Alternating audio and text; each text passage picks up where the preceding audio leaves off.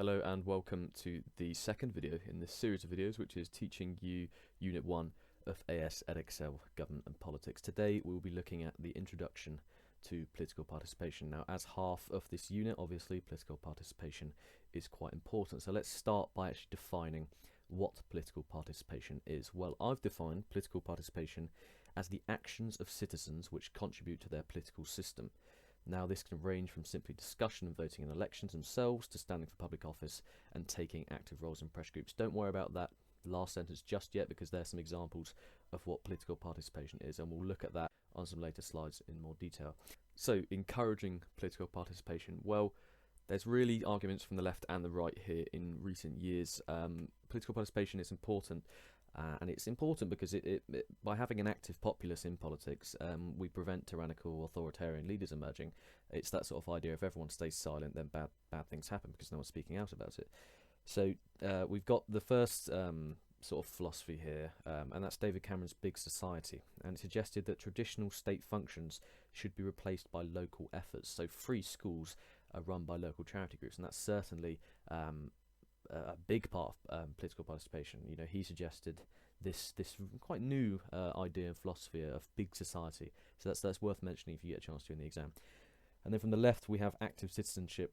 It's something that people tend to subscribe to anyway, really, and that emerged from Labour in the 1990s, and it proposed that the notion that political participation is the duty of citizens rather than simply a right, suggesting that all individuals should involve themselves politically on varying scales. So it could be anything from neighbourhood watch to environmental activism, parish meetings and things like that. So let's then move on to forms of political participation. What exactly is it and what forms does it take? Well, it could be anything from being politically informed to joining and being active within the party.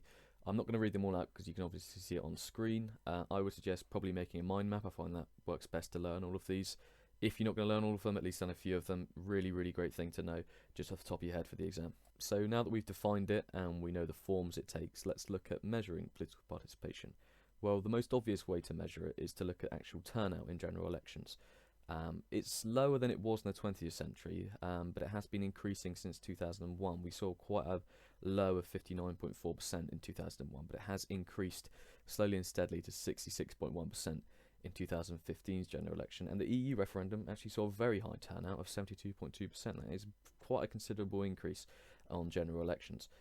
So following that, we can look at party membership. Now that's a slightly more intense form of political participation, and it has been decreasing. It's been decreasing since about the 1950s, when Conservatives began to lose members rather rapidly. But in their recent leadership election, Labour saw, I think, more than 200,000 members join, so that is a sharp increase. So we're seeing somewhat of a pattern here that perhaps political participation is just changing rather than decreasing altogether.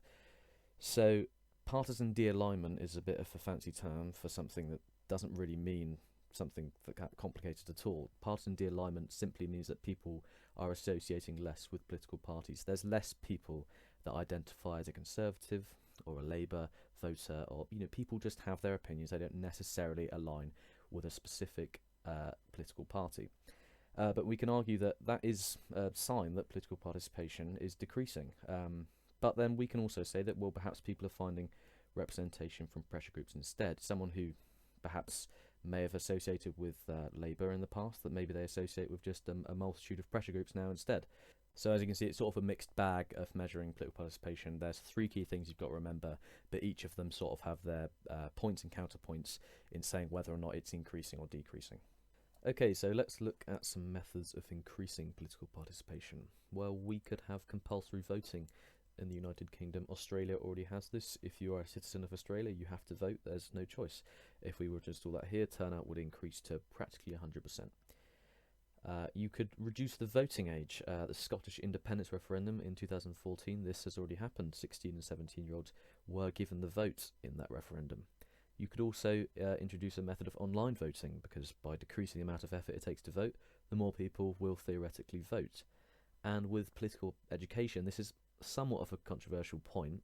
If you are to educate children from a younger age, let's say beginning of secondary school, if they're more politically educated, if they understand the electoral system, if they understand the views and values of different political parties, they'll be more likely to get involved and therefore more likely to vote when they're able to do so. And then of course we've got the two methods from the left and the right at the bottom of encouraging political participation. You've got David Cameron's Big Society, and you've got Labour's active citizenship philosophies. So they're sort of some methods that the country could use to increase political participation, but of course there's for and against for both. So I would suggest perhaps assessing each one of these and thinking how you could argue for and against it.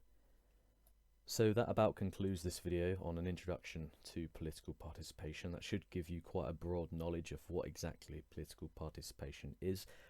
The main things to take away from this video are how we measure political participation and how we can increase political participation, because they commonly come up asked as 25-mark questions in the exam. So make sure you really understand how to assess them, the for and against for each point, etc. And that's it until the next video. So thank you for watching, and if you found this video useful, then please give it a thumbs up.